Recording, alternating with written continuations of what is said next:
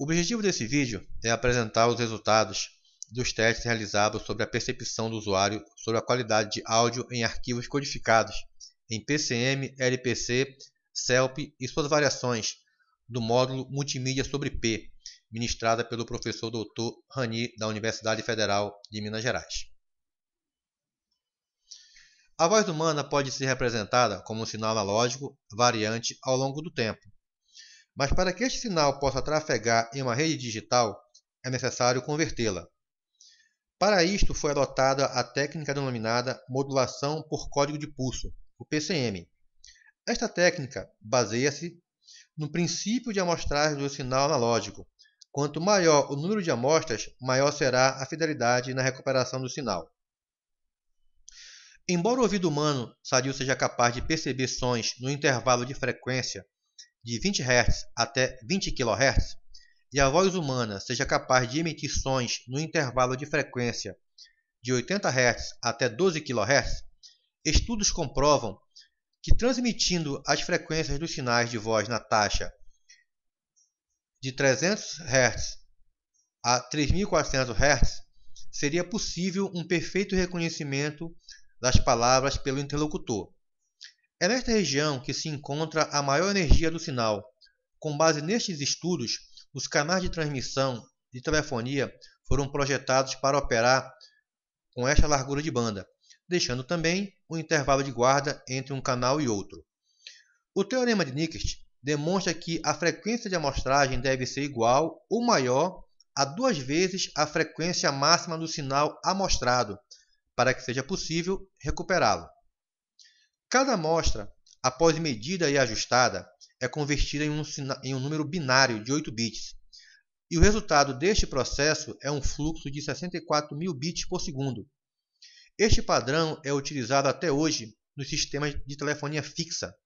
Novas técnicas de digitalização e compactação de sinais de voz foram desenvolvidas, principalmente em razão do advento da telefonia celular e da transmissão de voz sobre IP. A digitalização da voz é o processo de transformação de um sinal analógico em um sinal digital, que consiste em 3 fases. A fase da codificação é que transforma o sinal quantizado em um sinal binário. A digitalização do sinal ocorre quando a transformação do sinal analógico em um trem de pulsos, onde a amplitude deste trem é diretamente proporcional ao pulso da amplitude instantânea do sinal amostrado. Segundo Gomes, o sistema PAN é aquele na qual se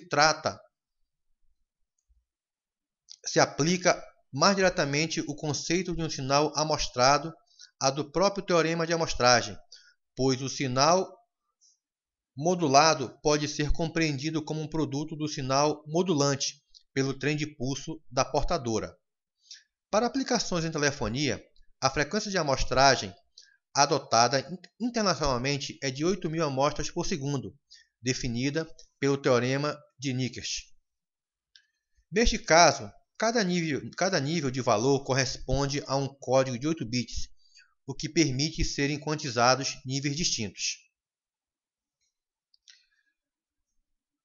A fase da amostragem consiste em um processo onde são retiradas amostras do sinal original que serão utilizados para a reconstituição desse sinal no receptor. O teorema de Nyquist demonstra que um sinal pode ser perfeitamente reconstituído se deste forem extraídas amostras com no mínimo o dobro da largura de banda deste sinal. A largura de banda ou banda passante de um sinal é o intervalo de frequência que compreende a diferença entre a maior e a menor frequência que compõe o sinal. A fase da quantização, através dela é possível transmitir esses valores de tal forma como são amostrados. Para realizar esse processo, que tem o objetivo de funcionar como um arredondamento de diversos valores amostrados sobre níveis de valores estabelecidos. Esse processo modula o sinal em PAN, dentro desses níveis estabelecidos de tensão chamados de valores de decisão. Quando um pulso está acima de um nível de decisão, ele é aproximado para o nível superior. E quando o pulso está abaixo da linha de decisão, ele é aproximado para o nível inferior, imediato. A aproximação para o número inteiro mais próximo origina um erro de quantificação, que é minimizado se for utilizado em um número elevado de níveis. Se houvesse, por exemplo, 128 ou 256 níveis de sinal, e não os 8 do exemplo, o erro de atribuição por aproximação de número inteiro a cada amostra seria substancialmente inferior. Cada nível é designado por um código digital de n bits.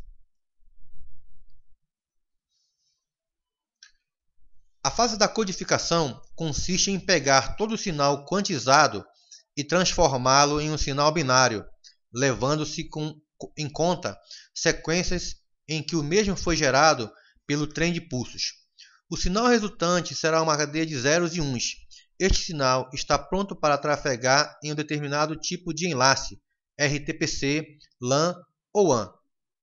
Obtém-se um sinal PCM através de uma onda quantizada, onde deve-se analisar a máxima amplitude do sinal quantizado para que possa haver definição de seus estados como 0 ou 1. O número de bits da codificação está relacionado à quantidade de intervalos em que a amplitude é medida, que pode ser de 8, 16, 32 e 128 bits, e assim por diante.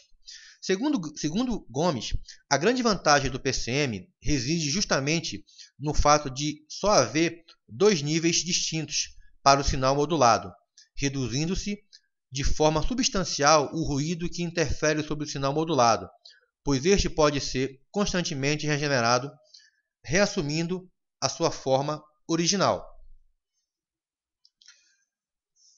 O PCM é a técnica mais comumente utilizada dentre um processo de digitalização de áudio, pois produz uma aproximação razoável da voz humana. Porém, para se reproduzir adequadamente sons mais complexos, como música, por exemplo, deve-se utilizar técnicas mais sofisticadas. O antigo CCITT padronizou categorias de PCM. As mais conhecidas são a padronização americana e a europeia, onde a quantização mais usada neste tipo de codificação é a logarítmica, sobretudo no âmbito comercial. A razão do uso da quantização logarítmica em sistemas PCM é a sua constante relação sinal-ruído em uma faixa extensa de entrada. Assim é possível encontrar este tipo de quantização no sistema de telefonia digital, que obtém sinais de faixa de ótima qualidade a uma faixa de 64K. Em telefonia, são frequentes o uso de linhas com alta velocidade e, consequentemente, de grande capacidade, designados pelo termo tronco. Usando o PCM, conjuntamente com multiplexagem, TDM, por exemplo, para o enlace de T1 de 1544 megabits, constituído por 24 canais de voz digitalizadas, PCM24, utilizado nos Estados Unidos, em um enlace E1 de 2048 megabits, constituído por 30 canais de voz digitalizadas, o PCM30, amplamente utilizado na Europa. Os princípios do PCM e do PCM24 e do PCM30 realizam-se amostragens consecutivas dos canais de voz, ao ritmo de 8.000 amostras por segundo, de acordo com o teorema de Nyquist. Considera-se o fato dos filtros existentes terem on-off, ou seja, não cortarem abruptamente o sinal para as frequências de corte mínima e máxima de 300 e 3.400 Hz do canal definido para a voz. A quantificação utilizada a 7 bits por amostra é que permite níveis distintos de tensão para o sinal codificado, assegurando assim uma razoável qualidade ao processo. A adição do oitavo bit de controle a cada amostra permite constituir um grupo de bits representativo de uma amostra de todos os 24 canais.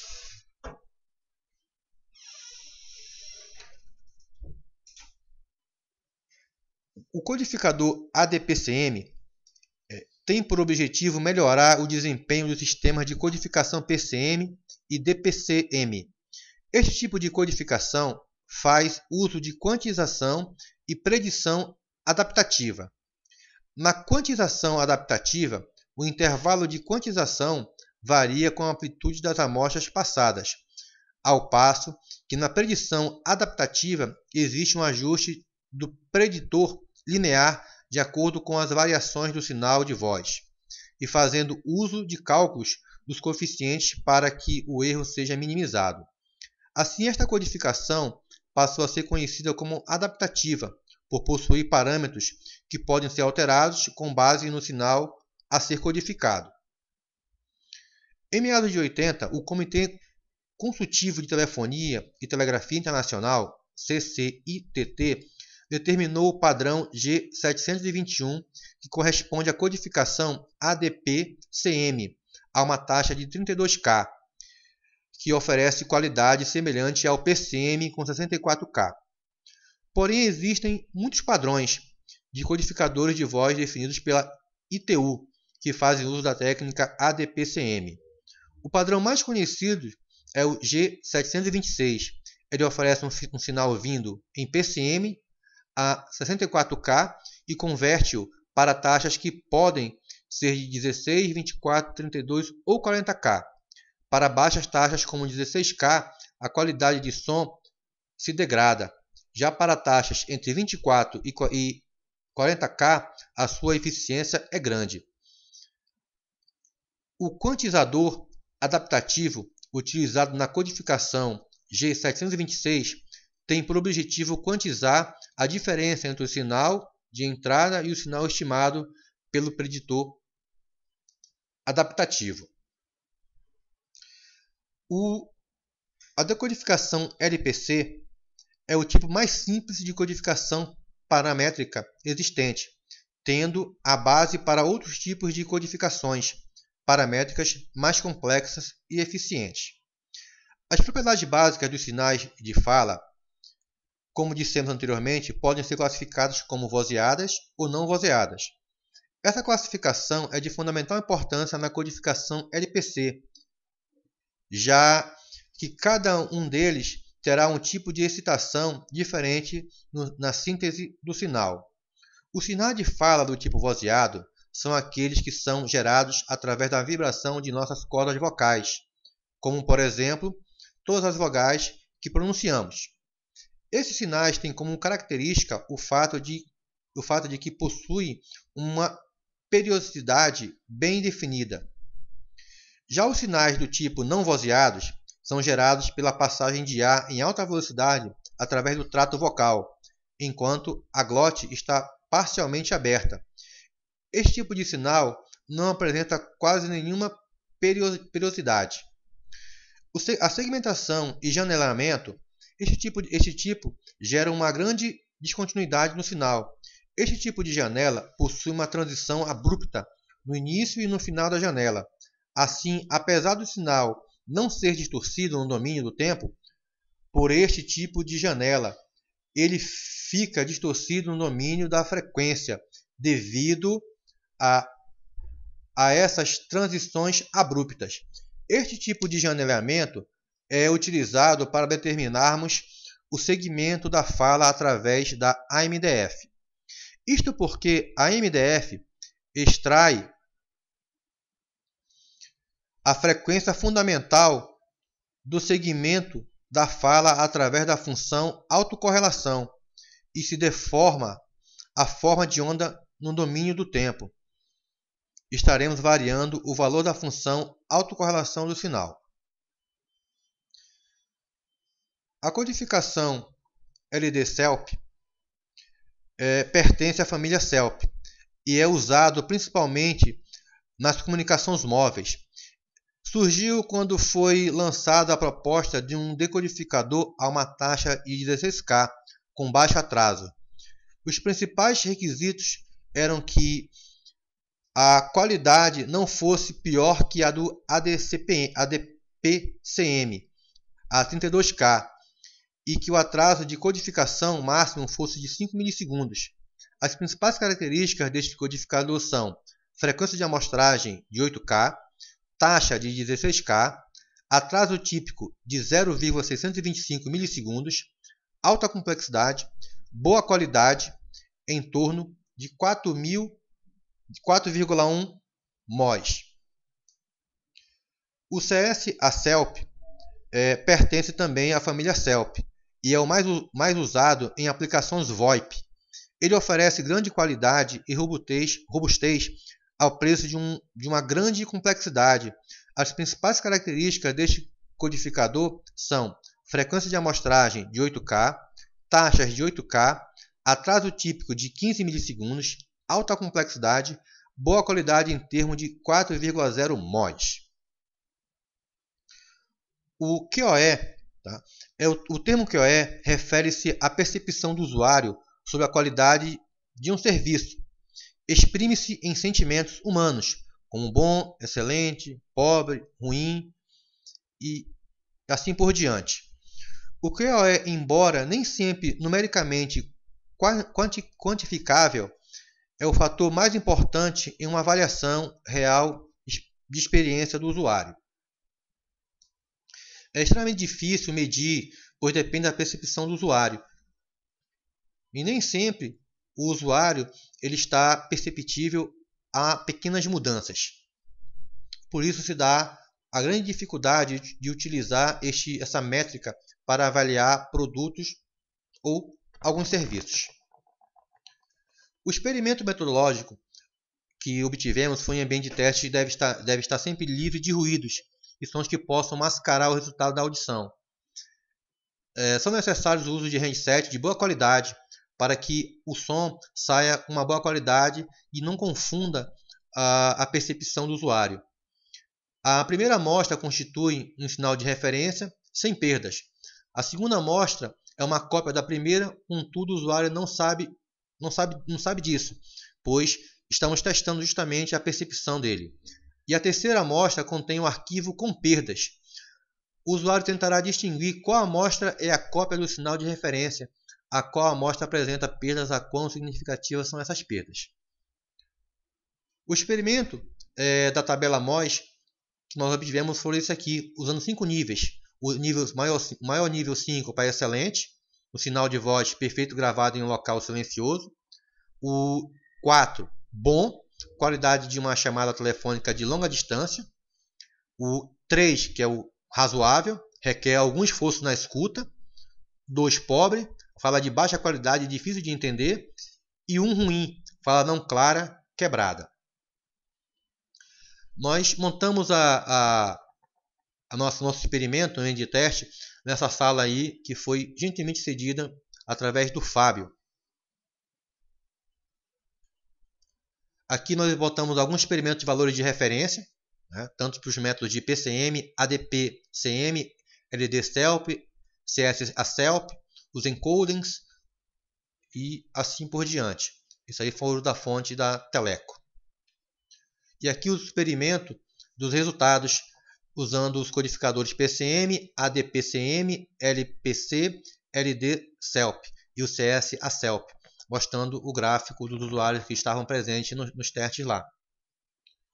E aqui as referências que nós consultamos para a conclusão do nosso trabalho. Agradecemos a oportunidade, um grande abraço, professor Rani, e até mais.